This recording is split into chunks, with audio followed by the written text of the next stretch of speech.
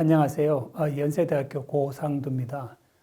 오늘 공부할 내용은 북한 체제의 변화 가능성 그리고 지속성에 관해 살펴보고 남북한의 바람직한 통일 방안이 무엇인지, 특히 독일의 사례를 통해서 그 시사점을 찾고자 합니다. 학습 목표는요, 북한 체제가 변화할 가능성이 있는지 알 수 있고요. 북한 체제가 그럼에도 불구하고 오랫동안 지속하는 이유를 알 수 있고요. 또 독일 사례를 통해서 독일은 어떻게 통일을 했는지 그 과정을 알 수 있습니다. 북한 체제가 붕괴할 것이다. 아니다. 북한 체제와 관련해서 많은 전문가들이 의견이 엇갈리고 있습니다. 그럼에도 불구하고 북한 체제에 붕괴 조짐이 있다라는 것에 대해서는 많은 사람들이 동의를 하고 있습니다. 과연 북한 체제의 붕괴 징후는 무엇일까요? 무엇보다도 경제적으로 북한 사정이 상당히 어렵습니다. 몇 가지 지표들이 있는데요. 첫 번째는 북한의 국가 배급 체제가 와해되고 있다는 것입니다. 북한은 사회주의 계획 경제이기 때문에 국가가 많은 생필품 등을 배급하고 있습니다. 그런데 점차 북한의 경제가 어려워지면서 그러한 배급이 제대로 이루어지지 않는 것이죠. 국가가 제대로 배급을 해주지 않기 때문에 국민들 입장에서는 그것을 보충하기 위해서 소위 장마당이라고 하는 시장 경제를 통해서 필요한 물품들을 구매하고 있습니다. 이것을 우리가 장마당의 활성화라고 이야기하는데, 흔히 시장 경제는 자본주의적 메커니즘이라고 불리고 있습니다. 그런데 북한 경제에서는 국가 배급 체제와 장마당이 동시에 작동하고 있기 때문에 일종의 이중경제라고 하는 것이죠. 흔히 사회주의 체제의 붕괴 조짐을 국가 배급 체제가 얼마나 와해되고 있는지, 혹은 그 반대로 시장이 얼마나 활성화되고 있는지로 평가하고 있는데요. 북한의 경우에는 이 이중경제가 심각하게 이루어지고 있다는 측면에서 열악한 경제 사정을 잘 표현하고 있고요. 두 번째로는 주기적인 자연재해가 발생하면서 국민들이 굶주리고 있다는 것입니다. 일반적으로 어느 나라에서나 자연재해는 생기게 마련이고요. 그렇지만 북한의 경우에는 그 자연재해가 농산물 생산에 심각한 타격을 주기 때문에 자연재해가 한번 발생하게 되면 많은 국민들이 굶주림에 시달리게 된다는 것이죠. 또한 생활 인프라와 관련해서 전기, 수도, 도로, 철도 이러한 것들은 국민 생활에 절대적으로 필수 불가결한 그런 것들인데요. 전기와 수도도 제한적으로 공급이 되고 있고, 특히 지방에는 거의 전기와 수도가 공급되지 않는 지역이 많습니다. 그리고 도로 보급률도 낮고요. 철도의 경우에는 철로가 제대로 보수되지 않아서 평양에서 지방까지 이동하는데 일주일 이상 걸리는 경우도 종종 있습니다. 두 번째는 국제적인 고립인데요. 동구 사회주의 국가가 붕괴하고 나서 이제 전 세계적으로 북한과 같은 사회주의 국가가 얼마 많이 남아있지 않습니다. 중국, 베트남, 쿠바 정도가 지금 사회주의 국가가 남아있는데요. 그렇지만 중국과 베트남의 경우에는 개혁 개방을 하고 있기 때문에 전통적인 의미에서의 사회주의 국가라고 보기는 어렵고요.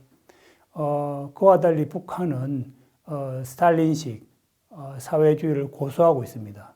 그래서 북한은 우리식 사회주의라는 이름 하에 가장 정통 사회주의를 고립하고 있기 때문에 자본주의 국가뿐만 아니라 중국과 베트남과도 약간 서로 궤를 달리하는 그런 사회주의를 유지하고 있기 때문에 국제적인 고립이 심각하고요. 외교 관계를 보게 되면 164개 국가와 외교 관계를 수립하고 있는데 이 수치는 적은 수치는 아닙니다.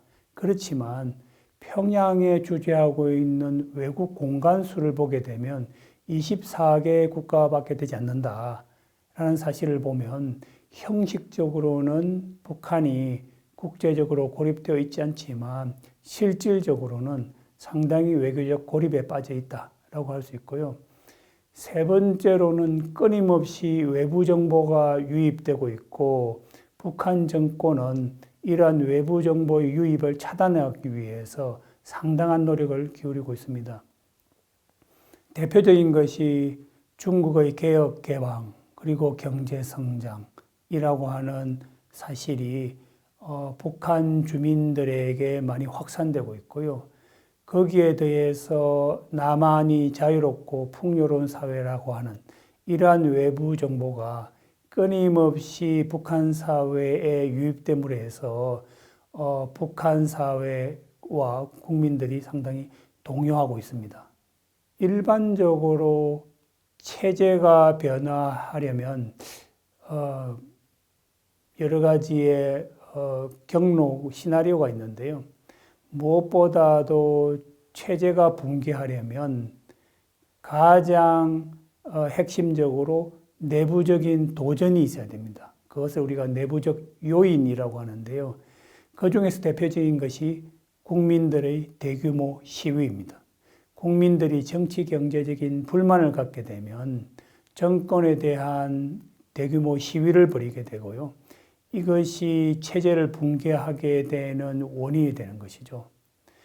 여기에 플러스 일부 국가들의 경우에는 국민들이 그 체제에서 이탈함으로 해서 체제를 와해시킬 수도 있습니다. 가장 대표적인 것이 구동독의 경우에 동독 주민들이 서독으로 이탈함으로 해서 동독 정권을 붕괴시키는 요인이 되었고요. 북한의 경우에도 지금 현재 3만 5천 명의 주민이 남한으로 지금 이탈한 상태고요. 특히 중국으로는 더 많은 북한 주민이 지금 이탈을 했습니다. 그 숫자는 정확하게 파악되지 않고 있습니다만은 대략 5만 명에서 혹은 30만 명까지 추산을 하고 있는 상황입니다. 이처럼 시위 그리고 탈주가 정권의 와해에 영향을 미치는 그런 요인이 되고요. 체제 붕괴 요인은 반드시 내부적 요인만 있는 것이 아니라 외부적 요인도 있습니다. 국제사회의 압력이 체제 붕괴를 가져오는데요. 그 중에서 특히 후견국의 압력이 가장 큰 영향력을 발휘하고 있습니다.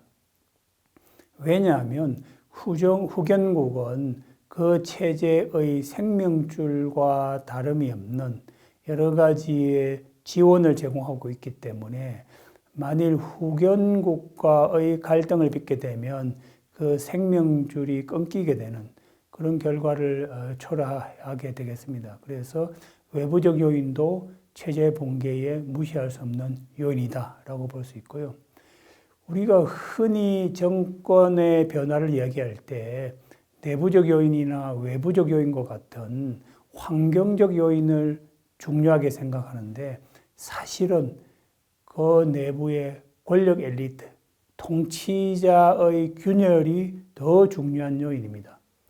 내부적으로나 외부적으로 정권에 대한 도전이 발생했을 때 권력 엘리트가 그러한 도전에 대해서 단결하고 대응을 하는 경우가 있고 권력 엘리트가 분열하는 경우가 발생하게 됩니다.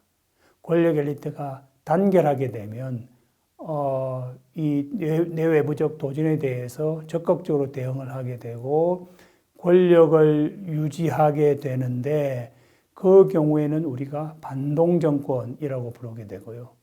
만일에 아무리 단결하더라도 내외부적인 도전을 막아낼 수 없게 되면 결국은 민중봉기가 일어나게 되고 새롭게 체제가 바뀌고 나서 들어서게 되는 정권을 우리는 민중정권이라고 부릅니다.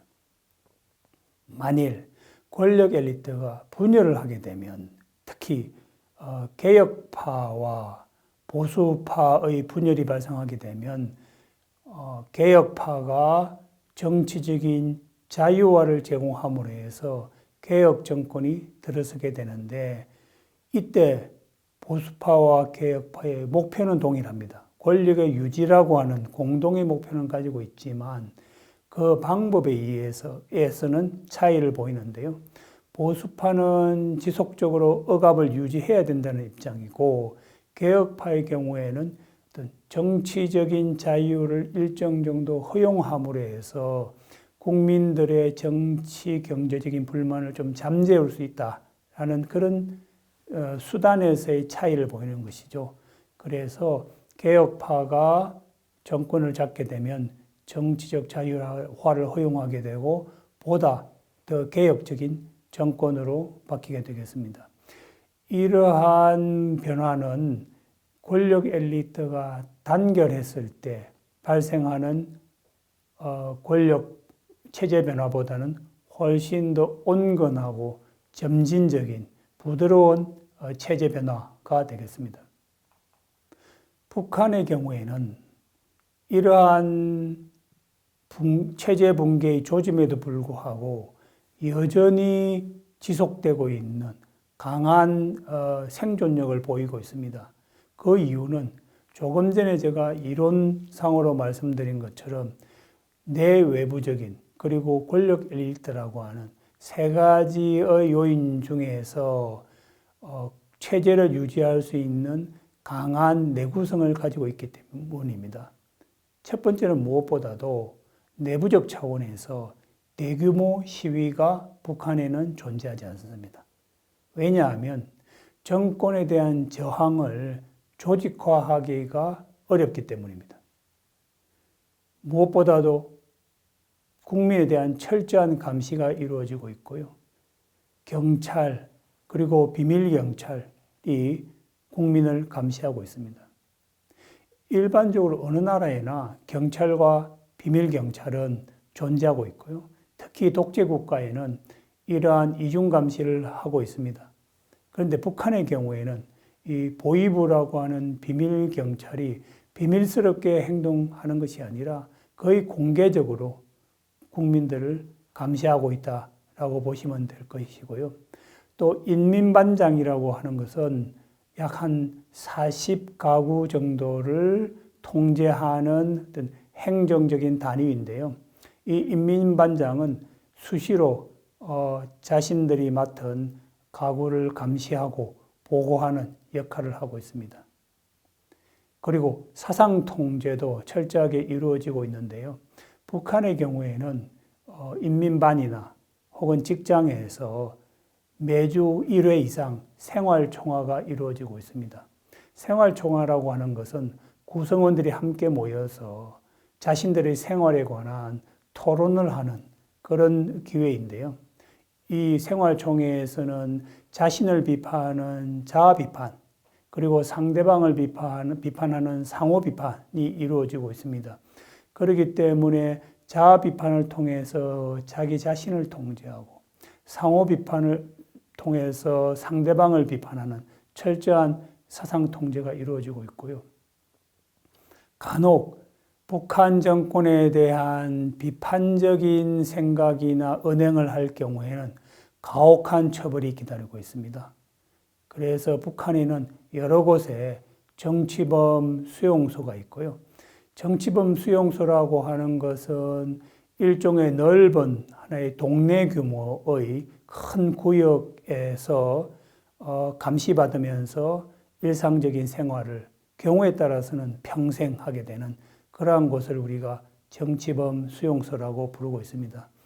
그래서 정치범 수용소는 감옥과는 일반적인 감옥과는 좀 다른 형태로 겉으로 보기에는 평범하고 평화롭게 보이지만 실제로의 삶은 감옥, 창살이 없는 감옥과 동일하다라고 할 수 있겠습니다.